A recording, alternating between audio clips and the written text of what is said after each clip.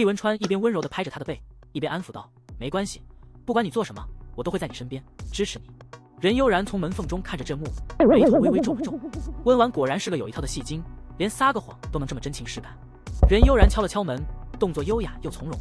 门内的2个人几乎是同时转头望向他。厉文川的眼中闪过一抹愤怒，他声音冷冽：“任悠然，你居然真的敢来？”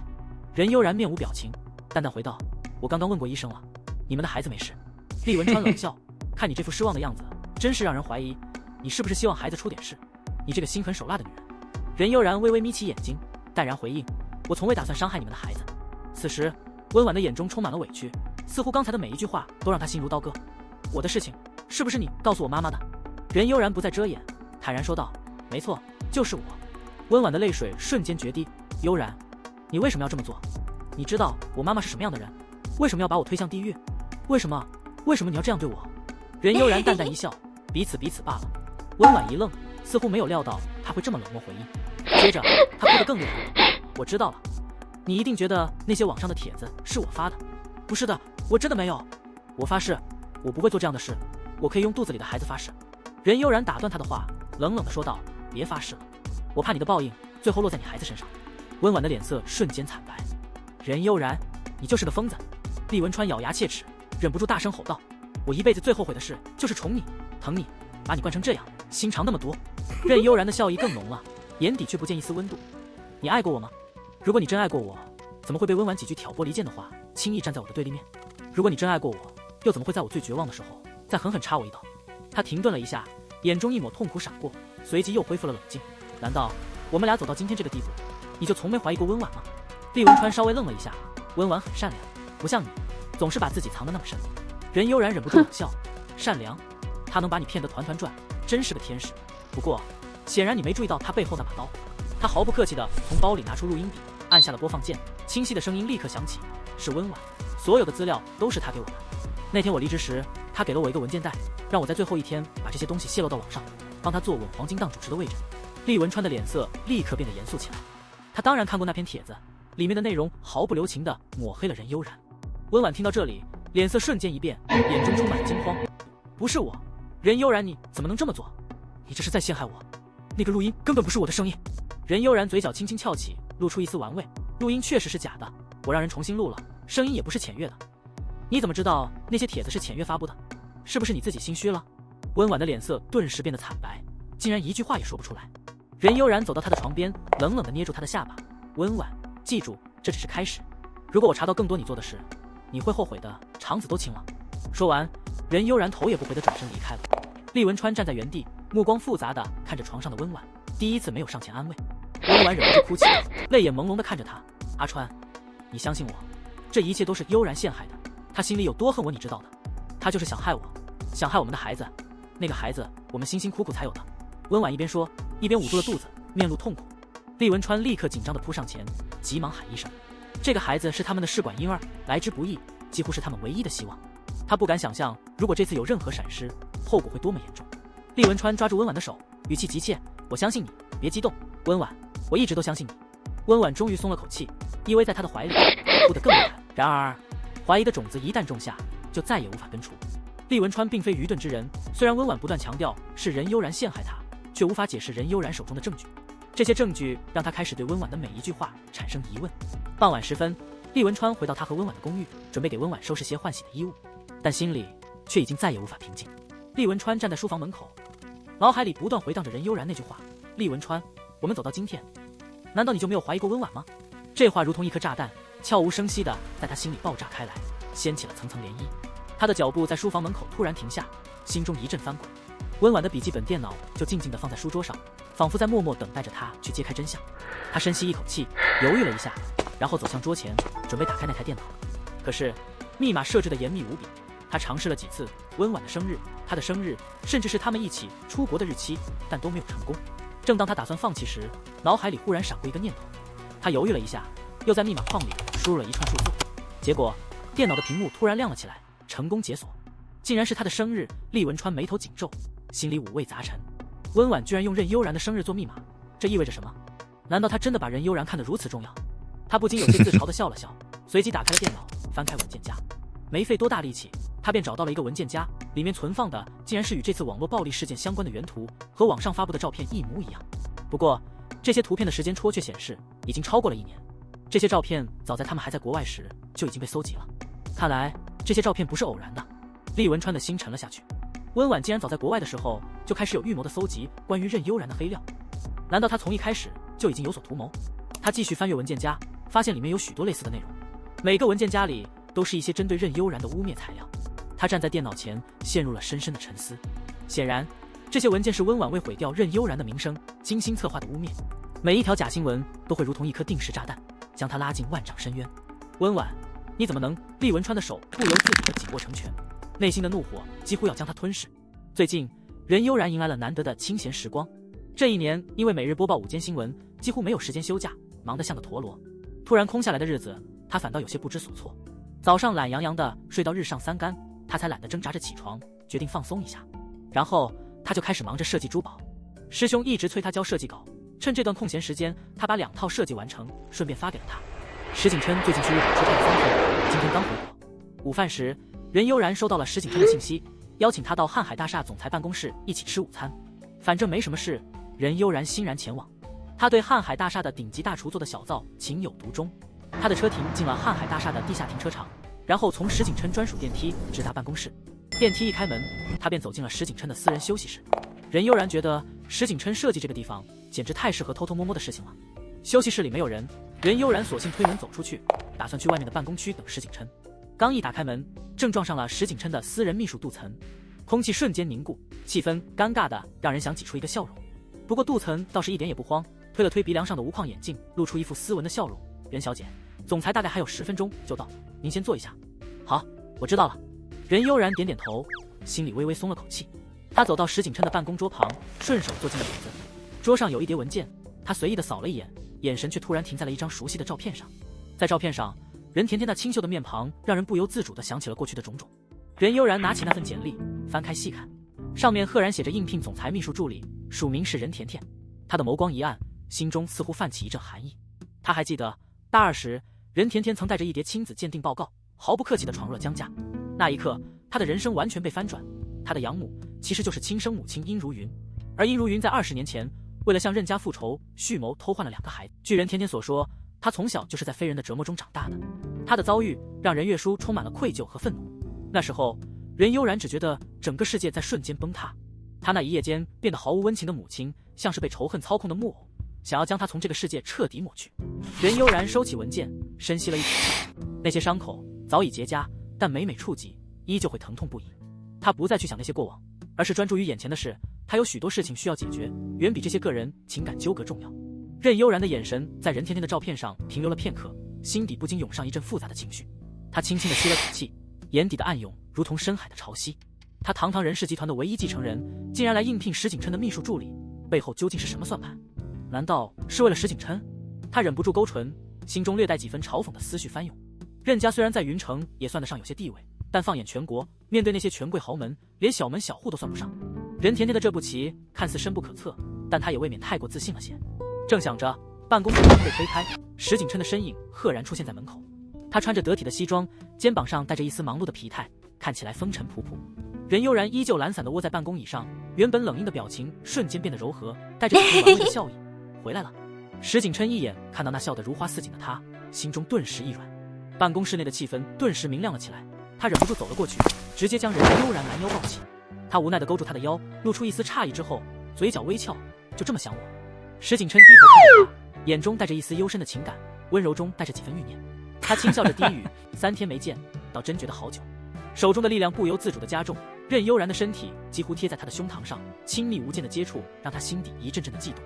两人这般依偎了好久，直到任悠然的手机突然响起，打破了这份甜蜜的宁静。他看了眼来电显示，是父亲打来的。悠悠，晚上回来吃饭吧，你很久没回家了，爸爸想你了。这句简单的爸爸想你了，顿时触动了他心中最柔软的地方。其实任景辉一直对他很好，在他最无助的时候，他一直在他身后默默支持。尤其是当任月书执意将他逐出家门时，断绝关系时，正是他在前面拦着。即便在任甜甜认祖归宗时，他依然当着众人面说她是任家的大小姐。他深知这份父爱的温暖始终在。好，我晚上回去。他抬头，眼底带着柔和的笑意，声音温暖。他拿起包走向石景琛的身边，眼看着他依旧埋头处理文件。不得不说，这个男人看起来好像是个不务正业的花花公子，但认真起来倒也别有一番魅力。任悠然走到他身边，轻轻搭上他的肩膀，俯身在他脸颊上印上一吻。我先走了，晚上不用等我。他的声音低沉而温柔。石景琛抬眼看着他，眼中满是温柔与深情，却突然拉住了他的手，力道大的让他一时无法反抗，直接将他拉进怀里，狠狠地亲了一阵。这男人真是正经时如磐石，放肆时如狂风。任悠然被吻得有些迷离，眼中闪烁着一丝狡黠的光芒，娇软的身躯在他怀中轻轻挣扎。去哪儿？他的声音像是得到了满足的猫咪般柔软。秘密。他突然笑了笑，像只得逞的小狐狸，起身轻盈地离开，只留下他身后那阵香气依依不散。办公室里，石景琛的视线随他的身影渐行渐远，眼底深深的似乎在酝酿着什么无法言明的情愫。傍晚时分，任悠然踏入任家别墅。晚餐过后，任景辉看着他说道：“今天就别走了，待会儿就在家里住一晚。”任悠然目光落在任月书身上，却见他依旧那副冷若冰霜的模样，连眼皮都不抬一下。任悠然心底一沉，他正想开口婉拒，却这时手机铃声响，是厉文川的发小顾言打来的电话：“悠姐，厉文川喝醉了，你过来接他吧。”任悠然当即借口说道：“厉文川喝醉了，我去接他，今晚就不在这儿了。”他话音刚落，任景辉便欣慰的点点头，显然认为自己刚才的话有所触动。那行，你快去吧。他一脸的放心。繁华会所，任悠然推门进去，里面热闹非凡，醉醺醺的人们或唱歌或喝酒。他几乎认识这里的每一个人，毕竟厉文川的发小们也是他的发小，甚至有些关系比和厉文川还要亲。见到他进门，屋子里顿时安静了下来。顾言立马迎了上来：“悠姐，您来了。”大家都比任悠然大1-2岁，虽然都成了社会人士，但小时候他性格泼辣，于是他们都习惯性的叫他悠姐。这一声悠姐倒让他有些感慨，感觉自己仿佛成了这些人心中的江湖大姐。顾言一边笑着调侃：“阿川回国，我组个局，大家聚一聚。”结果他今天心情似乎不好，喝了不少。他目光朝沙发上的厉文川一瞥，任悠然冷眼扫了眼倒在沙发上的厉文川：“你该打电话给温婉才对，找我干什么？”顾言却半开玩笑的插科打诨：“温婉是谁？我不认识啊。你俩小时候可是过家家一对，又是名正言顺的厉太太，我找你合适啊？”任悠然懒得和他开玩笑，只是看了一眼厉文川，他还能走吗？顾言吩咐其他人将厉文川扶起来，准备跟着任悠然一起离开。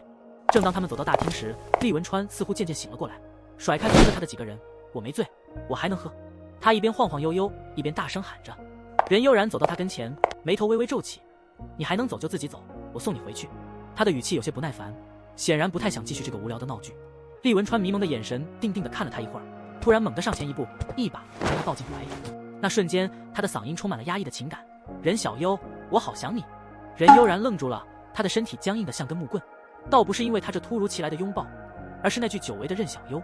这个名字曾经是厉文川给他的专属昵称，从小到大，他总是用这句话叫他。只是这些年，他早已习惯了没有这个名字的生活，没想到今天竟然又被他喊了出来。任悠然的心底涌上一股莫名的酸楚。厉文川紧紧抱住他，像个孩子一样低声抽泣，肩膀微微颤抖着：“任小优，为什么你不要我了？为什么？”他稍微失神了一下，随后便突然回过神来，看着眼前这个醉醺醺、语无伦次的男人，他深吸一口气，终于明白厉文川还真是喝得不轻，居然开始说胡话了。任悠然拍了拍厉文川的背，声音柔和而带着一丝无奈：“厉文川，你清醒点，我是任悠然，不是温婉。”厉文川的脸色依旧模糊，情绪似乎也越发激动，他紧紧抱住任悠然，低声呜咽：“任小优，你不准离开我，其他人都可以嫌弃我，只有你不可以，怎么能这么狠心？我变成今天这样，都是因为你，你怎么能抛下我？”任悠然心里一阵迷茫，但直觉告诉他，厉文川的话中一定藏着某些他没发现的真相，或许能揭开温婉当初挑拨他们的原因。他轻轻拍了拍他的背，语气也带了些安抚的诱惑：“乖，我不会丢下你的，告诉我发生了什么事？为什么你会这样说？”与此同时，石景琛一行人刚从电梯走出来，停下脚步，为首的石景琛站在原地，其他人自然也不敢继续前行。众人顺着石景琛的目光看去，正好看到繁华大厅里一对男女正紧紧相拥。维华笑着调侃道：“这繁花最近风气真不行啊，白天光天化日下就搂搂抱抱，真是胆子大。”萧逸插话道：“我看这俩不像是繁花的姑娘，倒像是一对小情侣，闹点脾气，借着酒劲儿来诉诉苦。那小姑娘惨了，男人7分醉，演到你眼泪汪汪。”大家一边打趣一边观察，却突然发现了什么不对劲。维华眼睛一亮，眯起了眼睛：“那个女的是不是大少爷的女朋友？”大家一下子恍然大悟，纷纷点头：“对，就是任记者。”众人朝石景琛看去，只见他的脸色已经阴沉的可以滴水。维华眼尖，又似乎发现了什么，和他抱着的男人不就是地景建筑的厉公子吗？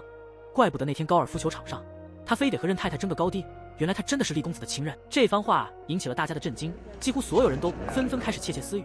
这么说，任小姐两边都不放手，一边勾着厉公子，一边还在玩大少爷。这一消息似乎像炸弹一样在空气中炸开，石景琛的脸色愈发难看，而任悠然的举动或许将再一次改变他们之间的复杂关系。石景琛的目光扫过众人，气氛顿时变得凝重，大家都下意识地闭了嘴，连呼吸都不敢大声。石景琛本来就是个自带寒气的男人，但此刻他的气场简直可以冻死人。与此同时，任悠然依旧努力扶着醉得不省人事的厉文川，心里想着这醉鬼到底能撑多久。他勉强拖着他的身体，几乎是一路扶着他走出了繁华的大厅。他低声抱怨：真是的，这么醉，真当我能带着你跑世界吗？就在这时，萧逸看了看石景琛的表情，忍不住嘀咕：云城的女人真是不简单，竟然敢跟我们大少爷玩这种亲密游戏。大少爷，要不交给我来搞定这种女人，保证让她知道什么叫高端调教。其他人听到这话也都忍不住笑了。萧逸，你都8个女朋友了，还敢说人家？你这是海王进阶版吧？萧逸嘿嘿一笑，我这种水性杨花的女人，正好就该由我来处理。3天，我保证3天内她就能乖乖跪下来唱对不起。然而还没等大家继续笑，石景琛猛地转身，眼中似乎泛起一丝冷意，突然一拳打了过去。萧逸根本没反应过来，直接被打得踉跄倒地，完全懵了。石景琛冰冷的声音透过空气：敢碰他一下试试。说完，他转身不再理会，直接大步走向门口。一群人傻眼了，眼看着大少爷的背影渐行渐远，大家瞬间意识到，似乎大少爷对那女人真心了。维华叹气，看来大少爷对那女人走心了。而石景琛走到门外，正好看到任悠然扶着厉文川上车的场景。车子缓缓驶离，他并没有开车过来，追不上去，心里不免有些不爽。于是他拿起手机给任悠然打了个电话。然而任悠然这边刚接到电话，看到屏幕上的亲爱的小白脸来电，准备划开手机，结果一看电池没电了，直接黑屏。车子驶上高架，任悠然一边叹气一边把厉文川送到老宅。老宅已经静悄悄的，厉家人早早入睡。他心想，反正任务完成了，正准备悄悄离开。然而就在他准备离开时，厉文川突然清醒过来，他拉着他的手，满眼迷蒙地喊道：任小优，别走，别抛下我。任悠然顿时愣住了，看着他一脸迷糊的样子，他忍不住又有了想要追问的冲动。于是他低头看着这个迷醉的男人，语气有些揶揄：看你这模样，真的是喝醉了吧？但是厉文川接下来的一句话让他愣住了：你不嫌弃我，对吧？你答应过我，一辈子负责，不管我怎么样。任悠然准备开口安慰他几句，却没想到厉文川突然来了一发神操作，他一下子把他推到门外，眼神坚定：你走，任悠然，你走，我不要你的同情，更不要你的怜悯，快走。然后他关上了门，门框都好像差点被震裂。任悠然站在门外，半张嘴说不出话来，心里忍不住想，他这个大闹剧是不是练过？任悠然原本是打算悄悄溜出去的，但当他一出门，竟然碰到了厉母。厉母一看到他，眼睛瞬间亮了起来，像是发现了失散多年的亲戚一样，热情地拉着他的手，嘴里叨叨着：悠然，你都不告诉我来了吗？是不是饿了？要不要喝点什么？搞得任悠然都有些不知所措。厉母硬是将他拖进了屋，非要他住下一个晚上。看着已经是半夜，任悠然有些犹豫，但他心里还有些事没弄清楚，决定留下来，再说也能有个安静的地方问问。晚上，任悠然翻来覆去的睡不着，他心里不停琢磨厉文川那句话是什么意思，他说的日记又到底怎么回事。总之他有一大堆问题等着问清楚。第二天一早，任悠然早早的起了床，准备去餐厅吃早餐，结果没想到刚一进去就遇到了厉文川。厉文川看着他，眼底闪过一丝莫名其妙的情绪。任悠然挑了挑眉，心想这家伙今天是起得这么早，还是还没酒醒？昨天是你送我回来的？厉文川问，眼神有些复杂。任悠然毫不含糊，放松地坐下，开始吃早餐，声音平淡：你喝多了，顾言给我打的电话。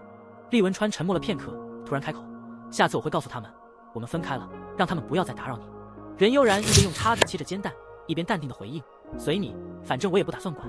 厉文川盯着他的脸，似乎想从他的表情里看出点什么来。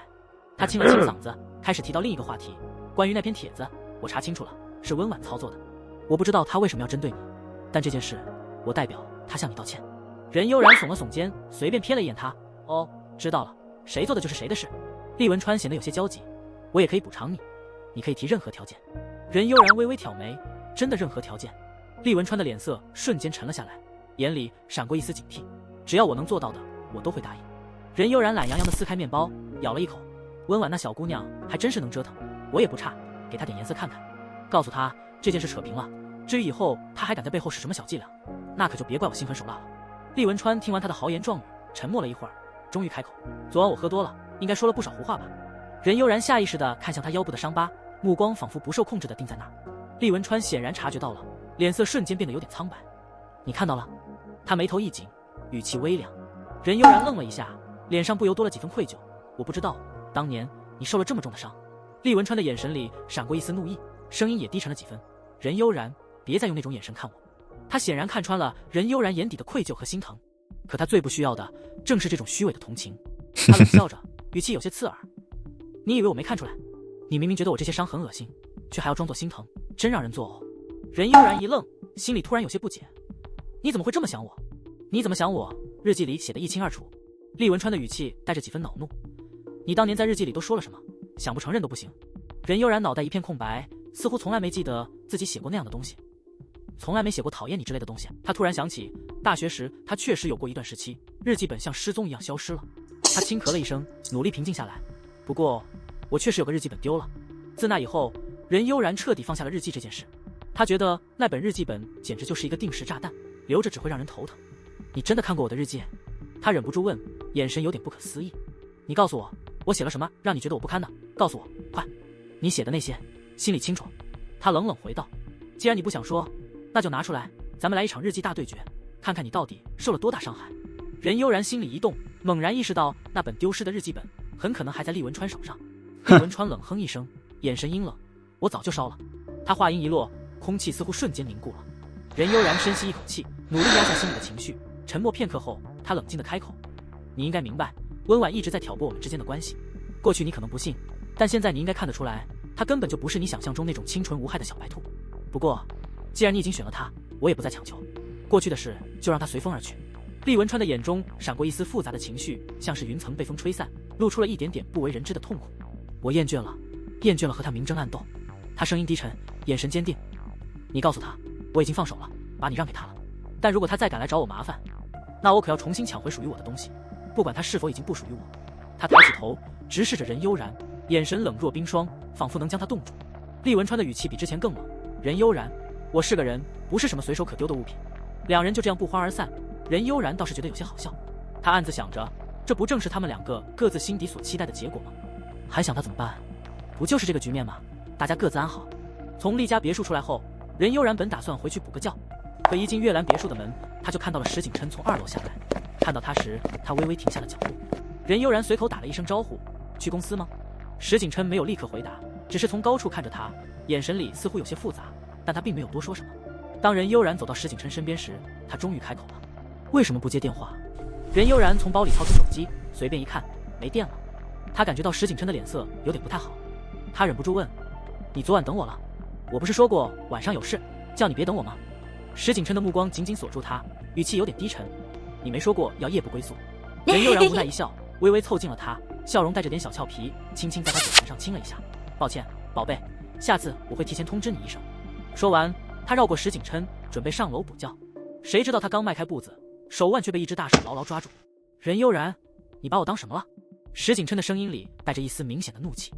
你养的狗吗？高兴了就摸一下，不高兴了就丢一边去。任悠然有些困惑，完全没料到他一大早会突然发火。明明他昨天告诉过他，不需要等他回来的吗？看来他的情绪也许不仅仅是因为这事。他有些好笑，哎呀，怎么了？你是狗？那我可得当心点，免得被你叼着跑。他故作无辜地眨了眨眼睛，试图化解这股突如其来的火气。这3年里，偶尔石景琛还是会使点小性子。任悠然耐心地安抚他，昨天真的是有事，要不今晚补偿你。通常这个时候石景琛会见好就收，可这次他的脸色更阴沉了。你所谓的有事，是不是在繁花大厅里和厉文川卿卿我我？任悠然脑袋转得飞快，昨晚你也在繁花？看样子石景琛是看到他和厉文川在一起，这么大的火气也就不奇怪了。任悠然稍微冷静了一下，准备解释，昨天他喝醉了，我送他回去。他喝醉了，为什么要让你送？石景琛的语气有些锋利。任悠然，你现在和他是什么关系？任悠然顿了顿，看在厉家对我的恩情上，送一下也不过分。石景琛冷笑了一声，你是看在厉家的恩情，还是对厉文川余情未了？他昨天抱着厉文川那些话，他可全都听在耳里。他亲昵地叫他阿川，还说永远不会抛下他，哄着他像哄小孩一样。石景琛的嘴角勾起一丝讽刺，你哄男人的本事真是老谋深算。他突然抓住任悠然的下巴，我还不能满足你吗？这么快就想跟厉文川破镜重圆？任悠然的眼神瞬间冷了下来，但嘴角依旧挂着一丝微笑。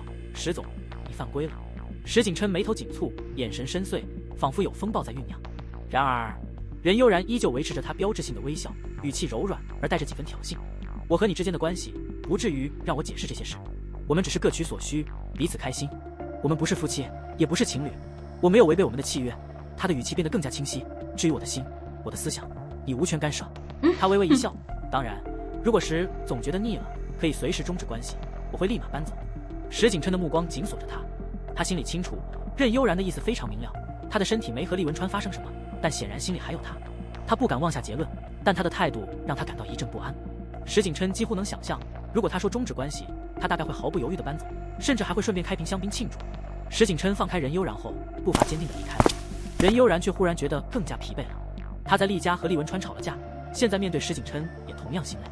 他能理解，男人偶尔有点占有欲是正常的，但他并没有违反他们之间的约定。如果非得让他低三下四的去哄人，那他宁愿选择独自一人。毕竟，男人也不过是他娱乐的工具而已，不值得他走心。任悠然睡了个昏天黑地的午觉，等手机充上电，打开一看，满屏的未接电话，全部是昨晚石景琛打来的。居然凌晨4点，他还打了个电话。他的心里掠过一阵复杂的情绪，他居然等了他一整晚。他叹口气，心中涌上一股莫名的波动。其实他并不像表面上那样潇洒。当初厉文川回国后，他选择和石景琛分手，因为他发现自己对这个小白脸有些别样的心思。他不想陷入情网，所以决定断了这段关系。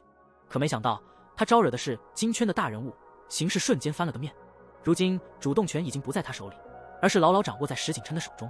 大少爷似乎没玩够，任悠然注定是走不掉了。可他从心底里并不想再和他有太多牵扯。石景琛比厉文川更像一个火坑，而如果两人的关系能因此恶化，石景琛主动放手，倒也未尝不是一件好事。果不其然，接下来几天，石景琛真的没有回过月兰别墅，任悠然也没有发一条信息过去。每晚，他都在想，或许他们的关系就此结束了。随着时间一天天流逝，心里的那块石头也渐渐落下，终于感觉轻松了许多。他总算摆脱了一个不该招惹的大人物，但奇怪的是，心里却怎么也高兴不起来。任悠然的年假也快要结束了，正当任悠然还在纠结是否该辞职时，宋飞给他打了电话，明天来上班，主持7点黄金档新闻。宋飞的话简洁而直接。任悠然愣了一下，心里满是疑惑，宋飞不会无缘无故把黄金档主持人之位重新交给他吧？于是他立即打开了网络，果然关于他的那条帖子出现了剧烈的反转。原本骂声一片的网络舆论，突然间一夜之间变得两极分化，粉丝们纷纷开始要求他回归黄金档新闻，甚至一些粉丝还表示任悠然才是这个节目应有的灵魂人物。他原本只有10几万粉丝，结果一夜之间就飙升到了300万。任悠然并不是那种轻信网络舆论的人，他明白网络上的风向变化背后一定有某种力量在操控，幕后推手应该是他。毕竟能将关于殷如云的事情调查得这么透彻，还能如此精准地操控舆论，这可不是普通人能够做到的。是他吗？这个想法在任悠然的脑海里悄然升起。他下意识地拿起手机，想要拨通那个号码，但他却迟疑了好几次。正当他纠结的时候，手机突然响，石景琛的名字出现在屏幕上。任悠然看着手机，心里五味杂陈，沉思了片刻，终于还是接通了电话。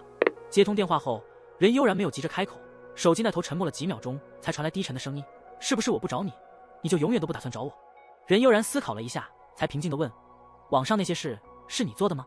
他知道，虽然网上的风言风语暂时看似不容忽视，但最终这股风浪自己会慢慢过去。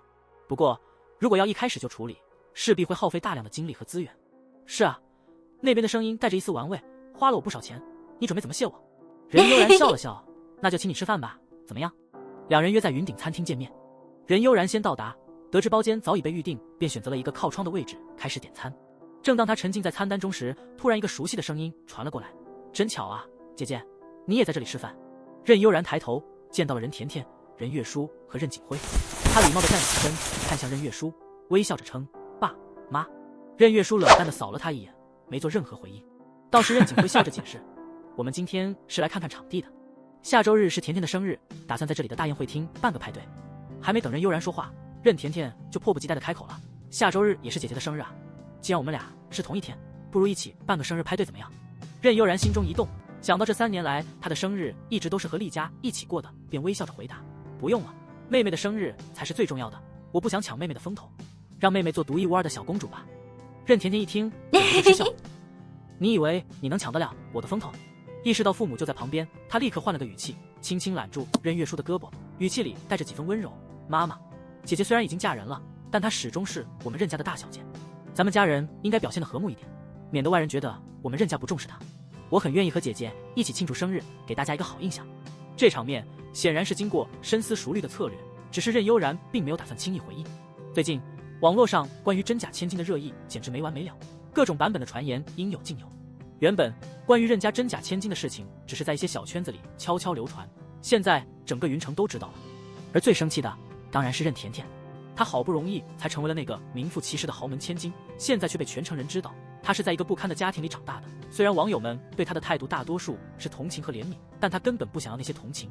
于是她决定通过自己的生日狠狠地让大家知道她在任家的地位。她邀请了云城几乎所有的富贵名流和媒体记者，目的就是要让人们看到自己才是任家的真千金，任悠然不过是个外人。当然这个生日宴会任悠然是必须到场的。妈，我真的很希望和姐姐一起庆祝生日。任甜甜挽着任月书的手臂，撒娇的像个小孩。任月书冷冷的看了她一眼，转向任悠然。网络上的那些新闻已经对任家和甜甜造成很大的影响，你是不是也该为甜甜考虑一下？你为了自己的面子居然不顾甜甜的名声，难道你没有想过这样会给甜甜带来多大的麻烦？任悠然听到这里终于明白了任月书的意思，他以为网络上那些关于真假千金的新闻是他故意放出去的。任悠然笑了笑，没打算解释什么，因为他知道无论任悠然笑了笑那又如何。任月书的眼神更严肃了，你也知道甜甜最近的处境，作为姐姐你必须得给我个面子，至少这一次让她感受到姐妹的温情。毕竟这不仅仅是为了她的未来，更是为了我们任家的名誉，无论你愿不愿意，这场生日会你都得去。原来如此，任悠然轻描淡写的回应，语气中带着一丝无奈。石景辉见气氛开始凝重，急忙开口，其实你妈妈也是关心你，嘴硬心软嘛，你这么多年生日都没在家过，回去陪陪她，让甜甜开心，大家团圆也好。任悠然轻轻一笑，声音柔和，好的，妹妹开心就好，真是爸爸的好女儿。石景辉看着他，脸上浮现出自豪的笑容。就在他们离开后，石景琛也来到了，一个人坐在这儿发什么呆？他靠近桌前，语气中有些轻佻。任悠然抬头，眼睛亮了起来，笑容如花般盛开，在想你啊。石景琛本来心情不佳，最近几天他对他的冷处理有些郁闷，没想到他却还在这里笑得如此明媚，那股埋藏的怨气顿时被他的笑容驱散，心头涌上一阵酸涩与无奈。他忍不住冷哼了一声，说的倒是好听，想我怎么不见你主动联系我？大少爷日理万机，我怎么敢打扰？任悠然明知他并不完全相信，却依然巧妙地回避了问题。石景琛心知肚明，如果不是他主动找他，估计他们的关系早就画上句号了。他连一点点的挽回姿态都没有给他。他微微一笑，将菜单递给他，今天我请客，算是给大少爷赔个礼。石景琛目光一转，冷峻的表情渐渐柔和，道歉有用吗？任悠然斜了他一眼，眼中带着些许调皮，你够了。石景琛无奈地叹了口气，乖乖地坐了下来，脸上浮现一抹笑意。这场较量似乎他已经败得心服口服。在这个冷酷无情的女人面前，石景琛终于意识到一个深刻的道理，自己不能任性，不能突然消失，否则给别人留了空隙，到头来他自己倒成了笑话，哭都找不到地方。任甜甜一开始离开，但转身又折了回来。他当然不会在任月书和任景辉面前做出什么行为，毕竟他需要面子，但他心里早已把任悠然曝光他和殷如云关系的账记得清清楚楚，早晚要找机会清算。当任甜甜再次回到餐厅时，却看到让他眼珠子都快掉出来的一幕，任悠然正坐在一桌子旁和一个男人谈笑风生。更让他愤怒的是，任悠然的嘴角沾着牛排的酱汁，而那个男人竟然在擦拭他嘴角时凑过来亲了他一下。任悠然居然没有一丝抗拒，反而笑得像朵盛开的花。任甜甜心里顿时火花四溅，这女人居然有了外遇。她并没有直接揭穿这一幕，而是悄悄掏出手机，迅速拍了个小视频，并将其发给了厉文川。她知道这个小动作一定会引起厉文川的注意，尤其是他一定不会放过任悠然的出轨。厉文川收到视频时，正好在为温婉办理出院手续，看着手机屏幕上闪烁的消息，他的眉头紧蹙了下来。那个女人，任甜甜发过来的视频，画面中的任悠然正和一个男人亲密无间，笑得那么自然，完全没有一丝羞怯。更糟糕的是，那个男人的举动简直是挑衅，他直接亲了她的唇角，而任悠然居然没有半点反应，竟然笑得如此甜美。厉文川的心脏猛地一紧，手指不自觉地收紧了手机。那一刻，回忆起他刚回国的那晚，任悠然明明说过自己已经有了男朋友，而他还当那是开玩笑，没想到这次是真的。任悠然居然真的找了个人，甚至这么亲密。怒火开始在他的胸膛蔓延，难以压制。厉文川的手机被狠狠甩到一边，他气得脸色铁青。正好温婉在旁边目睹了这一幕，他立刻走上前挽住他的手臂，柔声问道：阿川，怎么了？厉文川只是冷冷地看了他一眼，目光透出一丝冰冷。温婉一愣，心头顿时生出一股不安。这个眼神竟然比以前还陌生。自从那天任悠然在医院里甩出那段录音后，厉文川就像是变了个人。他的心里开始升起一丝疑虑，难道他真的开始怀疑我了吗？不可能，他已经布下了那么多年局，怎么能因为一时的动摇就崩溃了？温婉眼中立刻蓄满泪水，脸上瞬间浮现出一副楚楚可怜的模样，柔声道：“是不是我做了什么让你不开心的事情？我真的不想让你生气。”厉文川见他这样，心里不免生出几分复杂的情感。原来温婉也能这么演戏。他想到自己在温婉电脑里发现的那些东西，却从未和他摊牌，也没直接质问过他。一方面，他认为温婉之所以如此，可能是因为他自己没有给他足够的安全感；另一方面，医生也提醒过他不能受太大刺激，尤其是在孕期。阿川，不管我做了什么，都是因为我太爱你了，请你不要生气，好吗？我保证以后不再做让你不高兴的事情。温婉的语气里透露出十足的柔弱和依赖。文川的表情终于缓和了一些，心里暗自感叹，温婉如此温顺，和任悠然简直是天壤之别。任悠然虽然美丽如玫瑰，却如脱缰的野马，根本无法安抚他那颗浮躁的心。他叹了口气，伸手搂住了温婉的肩膀，以后不要再去招惹任悠然，他心机深沉，你不是他的对手。温婉依然满面委屈，低声道：“我妈妈那边怎么办？听说她最近去电视台闹了，我真的好怕。她不就是想要钱吗？你放心，这事我会处理。”厉文川拍了拍他的手背，语气不由得软了下来。温婉紧紧地抱住了他，谢谢你，阿川，这个世界上只有你对我最好了。第二天，温婉也按耐不住去了电视台。随着他母亲几番激烈的表演，电视台的气氛顿时有了微妙的变化。大家偷偷的议论，虽然大家明面上都装作没看到，但其实心里早就清楚，任悠然和温婉之间争夺黄金档主持人的位置，不光是网上的黑料作祟，温婉母亲的精彩登场也算是一个加分项。然而最后的胜者依旧是任悠然，哪怕外面风波不断，他依然稳稳占了上风。当晚7点半，任悠然刚刚结束演播室的录制，走出大门便注意到外面异常热闹。他的助理天天一边挥手一边朝他招呼：“任姐，快过来，有夜宵和奶茶。”任悠然抬头看去，只见演播室外摆着一张长桌，上面堆满了各种夜宵、刺身、烧烤，甚至还有龙虾，种类多得让人目不暇接。另一张桌子上则摆满了奶茶和甜品，宛如甜蜜的暴击。一群人围着桌子，忙着享受这些美味。任悠然瞪大了眼睛，心里大概能猜出点什么。他走近时问：“这是谁请客？”芊芊一边狼吞虎咽着蛋糕，一边指着门口说道：“是婉姐的男朋友，地景建筑的厉公子。他可真疼婉姐，居然这么早就来接婉姐下班。”任悠然挑了挑眉，心想：这男人果然有眼光，不仅抢了黄金档主持人位置，还用美食为胜利庆功，真是巧妙的不得了。任悠然下班时正好是晚间9点半，而温婉的节目要到7点半才结束。这次他早到了整整2小时。刚从演播室出来的任悠然被温婉一把拉住，旁边还跟着满脸宠溺的厉文川。悠然，我特意让阿川点了你最喜欢的杏仁豆腐，凯撒酒店的大厨亲手做的，超好吃，你一定要多吃点。温婉笑容满面，声音甜到发腻。任悠然笑得温和，谢谢了，不用，我不饿，你们自己吃吧。温婉的笑容反而更加灿烂，仿佛得到了什么天大的成就。阿川也是这么嘱咐我的，不过我最近胃口不太好，总是想吐。阿川每天都要接送我监督着，生怕我在电视台没好好吃饭。你说他是关心我呢，还是关心我肚子里的宝宝呢？他一边说着，一边一脸娇羞地看着厉文川。厉文川微笑着轻轻点了点他的小鼻子，眼里尽是宠溺。你怎么连宝宝的醋都吃？温婉挽住了厉文川的胳膊，故作委屈。哎呀，我就想你眼里只能看见我一个人吗？这腻歪的对话让旁边的同事们忍不住开口打趣。哎呦，婉姐，您和厉公子这狗粮撒得也太狠了吧，我蛋糕都没吃几口，先被塞饱了。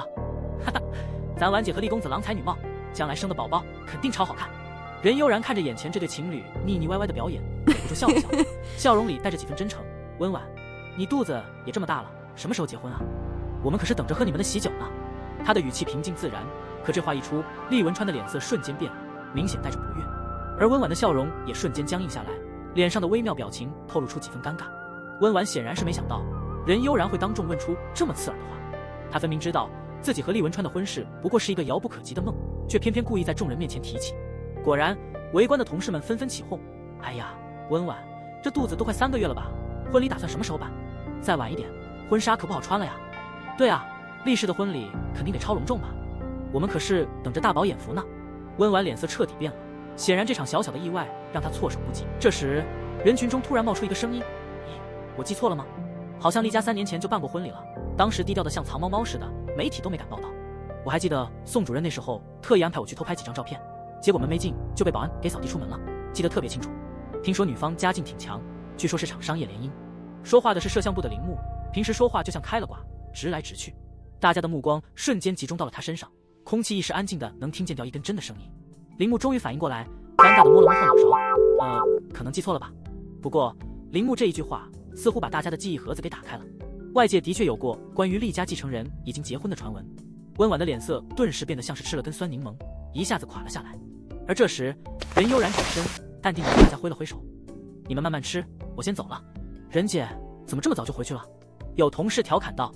任悠然笑得像阳光一样灿烂，家里的那位管得挺严，门禁9点。办公室里立马传来一阵起哄声，任姐你谈恋爱了？完蛋了，咱们电视台今晚的单身男士可都要失眠了。任悠然没再多说，踩着高跟鞋轻盈地走出了办公室，留下一地的风情。厉文川盯着他的背影站了好一会儿，最后还是按捺不住，快步追了出去。一出电视台大楼，厉文川立马抓住了任悠然的手臂，像是抓住了什么重要的线索。任悠然，你给我说清楚。任悠然转身，依旧笑得温柔如水，但嘴角的弧度却带着几分讽刺。厉文川，你怎么了？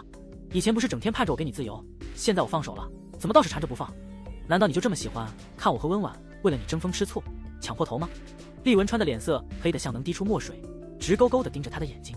任悠然天生就有一副让人忍不住沉溺的眉眼，就算不高兴也带着一种说不出的诱人气质。他眼里带着笑意，却又透着一丝不屑，毫不避讳地与他对视。可惜我现在不需要你了。厉文川的怒气彻底爆发，声音低沉。那奸夫是谁？他的语气里带着不信任，仿佛哪怕全世界都告诉他真相，他也无法相信他会真的放下。厉文川的脑海里顿时一片混乱。对于任悠然，他的情感复杂的像一盘死结，恨得牙根发痒，可又不愿他彻底脱离他的生活。多年来，他的情绪和那份憎恨交织成了日常的一部分，甚至在某种程度上成为了他生活的养料。若他真的彻底放下这段纠缠，他居然感到无法接受。他紧紧抓住任悠然的手腕，力道让他感到生疼。他试图挣脱，却发现他的手紧得如铁箍一般，无法动弹。看到他漫不经心的模样，厉文川怒火中烧，几乎要失控。任悠然，给我说清楚，奸夫是谁？是我。一个冷冷的声音突然从背后响起，任悠然的后背传来一股压迫感，一道高大的身影出现在他身后。那男人从一辆迈巴赫中走了出来，身着精致西服，步伐不急不缓，却带着一种强大的气场。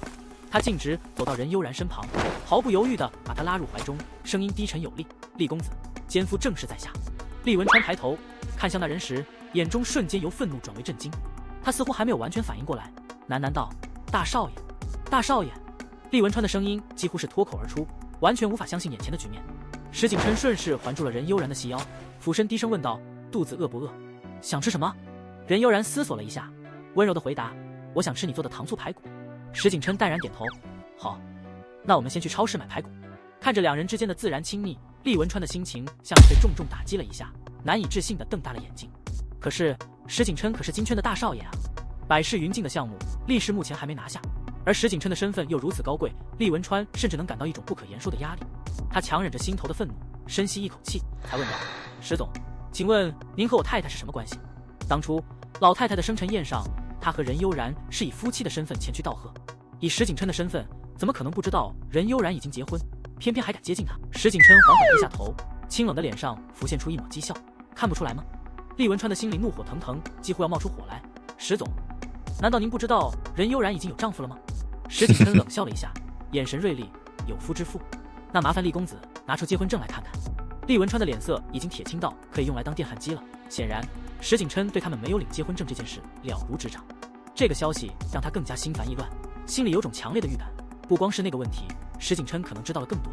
他冷声回应：我们虽然没领结婚证，但我们是名正言顺的夫妻，我们办过婚礼，宴请过宾客，结婚后任悠然也一直住在我家，我们的婚姻存在，不是那一张只能否定的。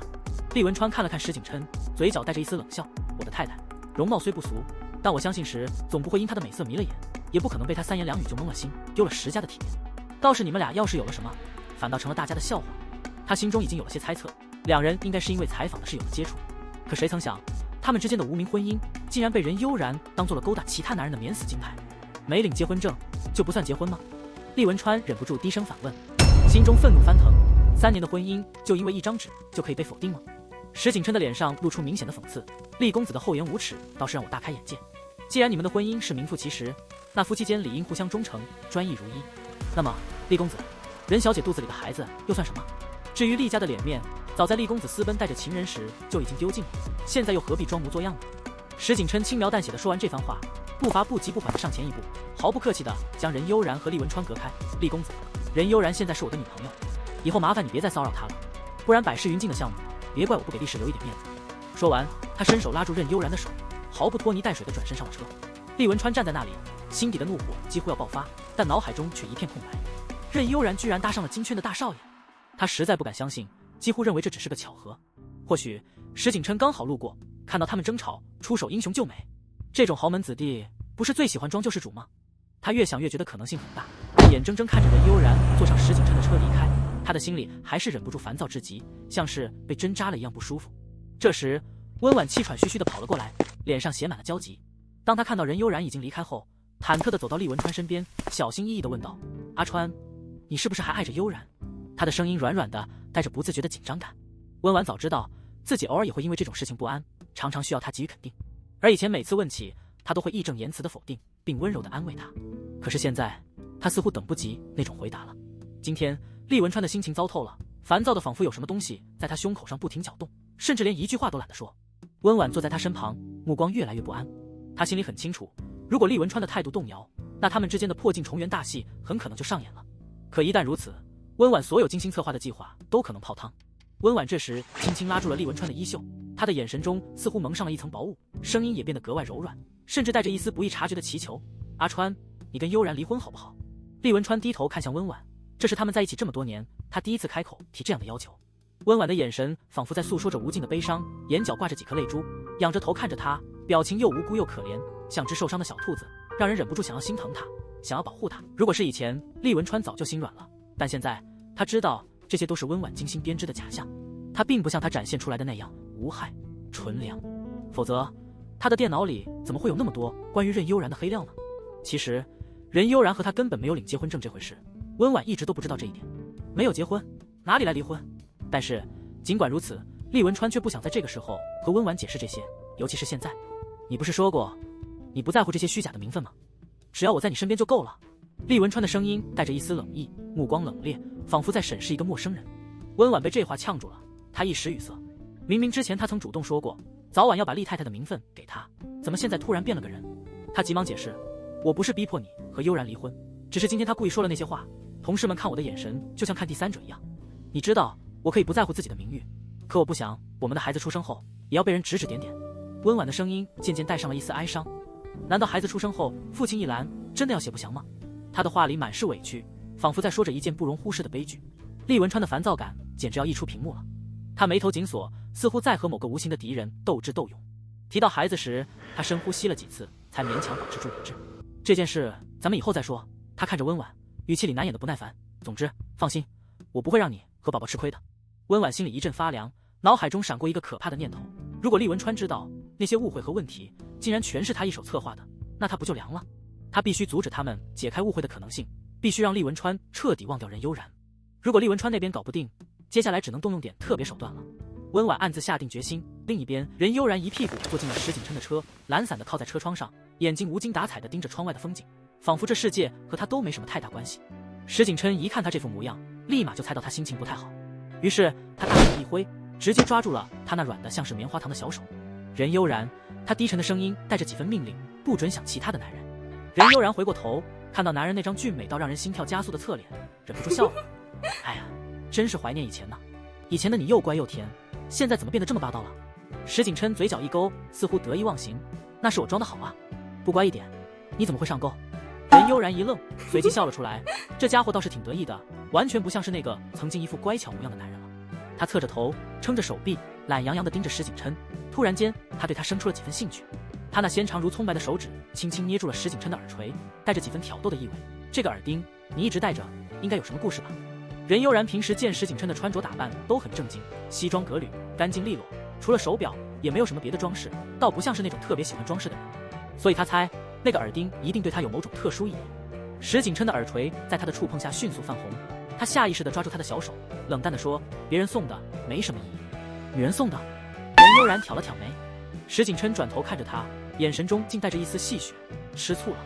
任悠然嘴角微微一扬，笑得像只狡猾的小猫。我什么都喜欢吃，就是不喜欢吃酸的。石景琛转过头去，似乎是在低声嘟囔：没劲，等你什么时候吃醋了，我就告诉你。计划开始在他心里悄然生根。任悠然无所谓的耸了耸肩，重新把目光投向车窗外，似乎对一切都没有太大的兴趣。他心里想着，那个女人对石景琛来说一定是很重要的吧？看他那副态度，绝对不可能是个无关紧要的存在。果然，石景琛直接将车开到了超市，脸上的表情一如既往的认真。任悠然无意间提到的吃你做的菜，居然被他当真了。他只不过是随口一说，没想到他居然开始认真挑选排骨。回到家，石景琛果然亲自下厨，做了他最喜欢的糖醋排骨。看着他忙碌的背影，任悠然嘴角忍不住扬起，心里暗自感叹，这人真是越来越像个居家好男人了。晚餐吃完后，已经是夜深人静，任悠然窝在小阳台的藤椅里，吃得饱饱的，舒服的像只打了饱嗝的猫。石景琛洗完碗，走到他旁边的位置，像是习惯性的坐了下来。吃饱了吗？他随口问道。任悠然摸着微微隆起的小腹，笑得像只刚被喂饱的猫，倒像是怀孕3个月了。石景琛的眼神扫了一眼他的小腹，心里暗自嘀咕，他平时那么瘦，现在居然看上去有些鼓鼓的。他的肚子一向平坦光滑，像丝绸一样的触感，竟然突然有了些变化。他没有多说什么，直接伸手附上他的小腹，轻轻一按，那就来运动一下，消消食。任悠然没做反应，轻轻一笑，心里想着，反正吃饱喝足，胃口也开了，和石景琛在一起，的确是一件让人非常享受的事。尤其是他总能在不经意间带给他一些小惊喜，而且他有点小失眠，通常只有累到极致才能进入深度睡眠。今天晚上或许能有个好梦了。接下来的几天，厉文川几乎成了电视台的常客，每天准时出现在温婉工作的地方，早早就赶到。至于和任悠然的碰面，倒是也有不少，但两个人就像是路上擦肩而过的陌生人一样，彼此不说一句话。石景琛这几天去日本出差了，突然有些安静的日子让任悠然感觉到奇怪，尤其是夜晚，当他独自躺在床上，眼睛睁得大大的，怎么也睡不着时，他竟然会开始想念他。更让他不舒服的是，石景琛一不在，家里竟然有种空荡荡的感觉。他失眠的比以前更严重了，怎么也睡不着。下午6点半，任悠然刚化完妆，准备稍微休息一下，结果一头扎进沙发里就睡着了。他的睡姿颇为惹人注意，完全是那种随便躺一下，结果睡得死死的类型。这时候，厉文川进了休息室，看到的只有那一张慵懒的身影和沙发上安静的任悠然。说实话，这几天他几乎每天都过来，表面上是接温婉，实际上他心里很清楚，他来这里的真正原因是想见一见任悠然。幸好石景琛自那次之后再也没出现过，这让厉文川更加确定，上次那事儿纯粹是个意外，根本不算什么重要的事儿。毕竟任悠然那么看重厉太太这个位置，他怎么可能轻易就放弃呢？他现在做的种种显然是以退为进，把所有的棋局都算得明明白白。虽然他对任悠然有些厌恶，但他并不打算放他自由，反而他想要用这个位置将他困住，哪怕两人最终要互相折磨一辈子，他也不打算轻易放开他。沙发上的任悠然睡得很沉，脸庞精致的简直像是从童话里走出来的睡美人。厉文川不自觉地走近了一些，低头半跪在沙发旁，凝视着他的睡脸，看得有些出神。他突然想起以前总是喜欢偷偷看他睡觉，因为在他清醒的时候，他从来不敢这样毫无顾忌地盯着他看。他的那种明媚与张扬，就像正午的阳光，耀眼又刺眼，完全让人无法直视。厉文川承认，自小在任悠然面前，他总是有些自卑。毕竟他无论是容貌、学业、人际关系，还是各种天赋，都远远超过了他。他有时候心里默默感叹，自己怎么就不如他呢？这让他一方面爱他，另一方面又忍不住嫉妒。而现在，这张熟悉的脸就在眼前，不知道为什么，看着他的容颜，一个小小的念头像是暴风雨前的闪电，突然从心底冒出，瞬间无法抑制。厉文川的嘴唇慢慢靠近了他的脸，心脏砰砰跳得像打鼓一样，那种紧张感让他几乎无法控制自己的手，他的指尖紧紧捏成了拳头。就在他的唇即将触碰到任悠然的脸颊时，吱呀，门被推开了。厉文川吓得一下子愣住了，脊背瞬间绷紧，许是太过慌张，他竟然忘了站起来。与此同时，任悠然也被一连串的声音给吵醒了。他睁开眼睛，发现厉文川的脸离他如此之近，几乎能感受到他呼吸的温度。就在这时，温婉站在门口，目光复杂地看着他们。办公室的门其实一直都是虚掩着的，温婉早就站在门口，看得清清楚楚，看到厉文川正默默地靠近任悠然，直到他几乎能想象到接下来的画面，厉文川竟然想亲他。他终于忍不住推门而入。你们在做什么？温婉隐忍着，心底的怒火几乎要燃烧起来，但他依旧维持着那副委屈的神色，仿佛刚刚遭遇了什么不公。厉文川的眼底闪过一丝心虚，此时他和任悠然四目相对，竟然有些愣住，不知道该说什么才好。任悠然也皱起了眉头，他昨晚几乎一夜没睡，刚刚倒是睡得很沉，现在一醒来却发现气氛很不对劲。厉文川的脸色通红，整个人看起来像是偷了鸡的孩子，一副心虚的模样。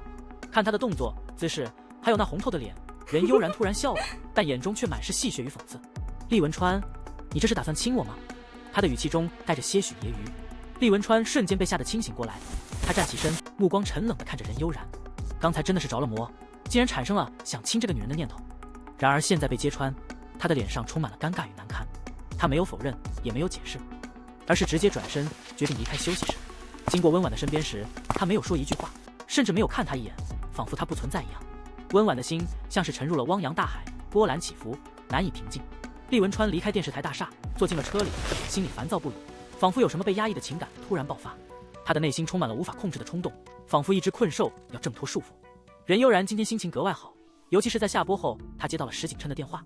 他原本定的出差行程居然提前结束了，石景琛也早早回来了。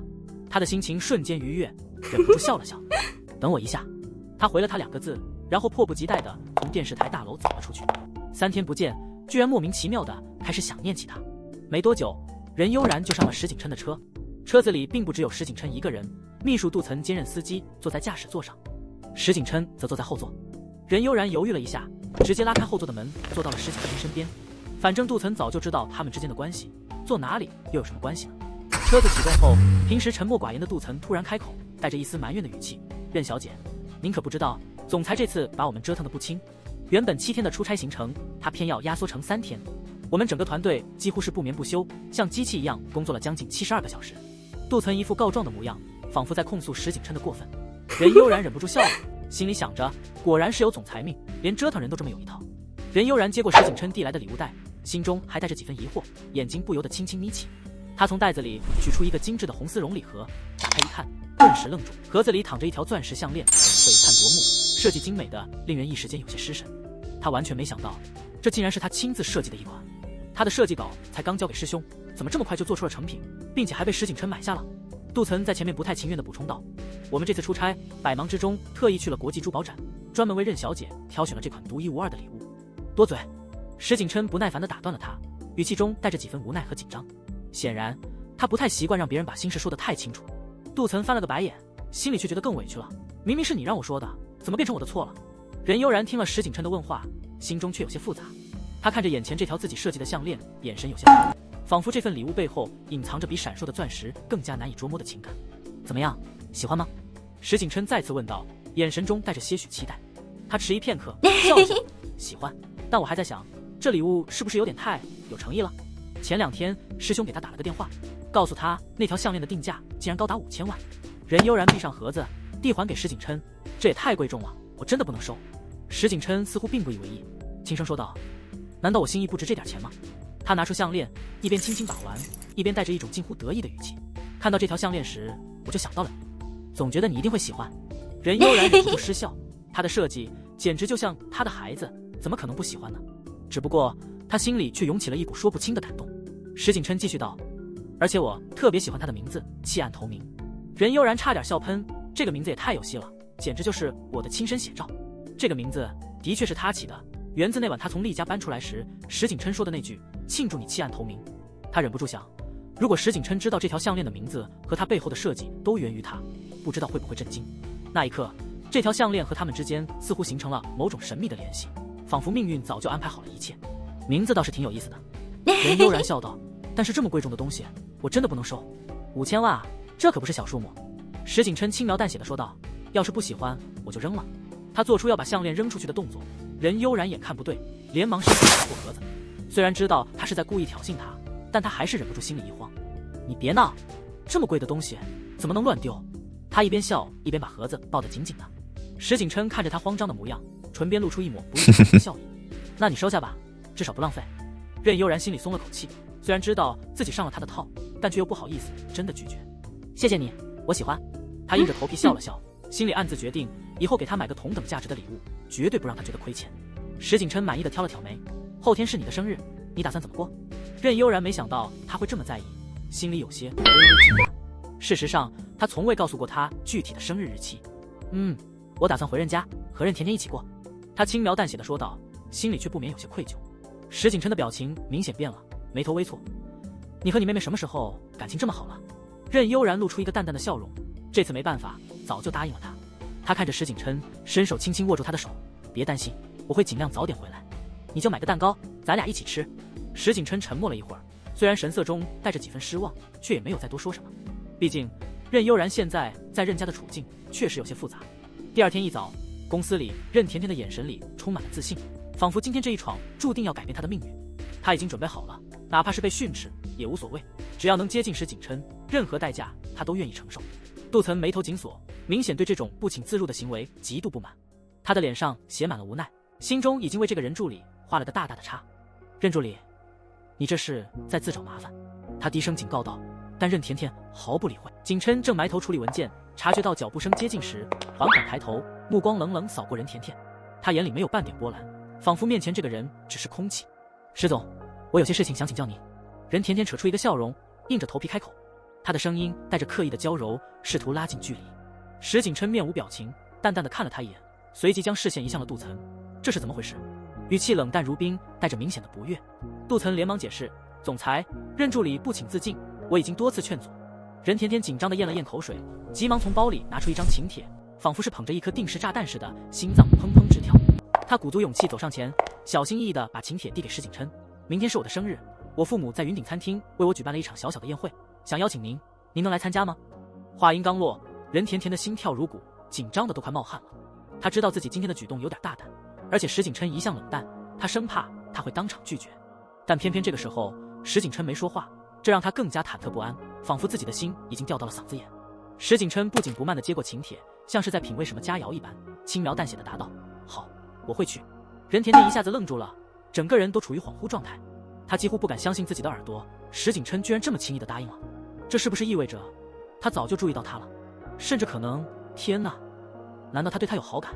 想到这里，任甜甜脸上泛起了红晕，心里像是打翻了蜜罐，正打算说点什么来延续这难得的甜蜜时刻，可还没开口，石景琛清冷的声音就再次响起：任小姐，如果没有别的事了，请出去吧。这句话像一盆冷水兜头浇下，把任甜甜从她的美梦里拽回了现实。她只好讪讪地笑了笑，默默退出了办公室。可即便如此，心里依然乐开了花，毕竟石景琛答应了她的邀请，这已经足够她开心一整天了。走出办公室后，任甜甜迫不及待地逢人就说：总裁要来参加我的生日宴会了，甚至还特意邀请了秘书部的同事们一起见证她的高光时刻，引得众人不禁对她投来了意外的目光。心想，这任甜甜还真有点本事。夜幕降临，任悠然正结束了一场直播，便收到了一个送来的礼盒。打开一看，是一条白色的礼服裙，寄件人正是她的好妹妹任甜甜。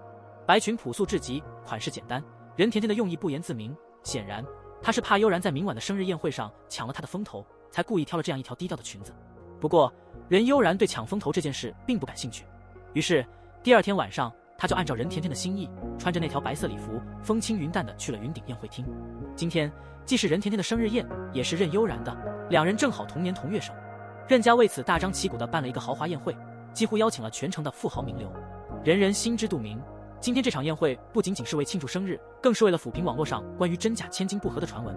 宴会厅里灯火通明，表面的和谐掩盖着暗流涌动的复杂情绪。任悠然穿着朴素的白裙，不动声色地观察着这一切，内心却早已看破了这一场精心设计的戏码。3年前，任甜甜这位真千金终于认祖归宗，正式回到了任家。但对任悠然来说，这个消息并不轻松，毕竟任悠然是任家培养了20年的掌中宝，怎么可能轻易割舍？所以大家公认的事实是，任悠然依然是任家的大小姐，任甜甜则是2小姐。至于这2位小姐到底是什么关系，谁知道呢？有人说她们水火不容，有人说她们不过是形同陌路，各有各的说法。今天终于是任家2位小姐首次同框的时刻，大家都非常好奇，究竟任月书会偏向哪一位？毕竟血缘关系是血浓于水，但也不能忽视那些多年来的养育之恩啊。任悠然特意请了假，安排其他主持人替班，下午便去到了宴会厅。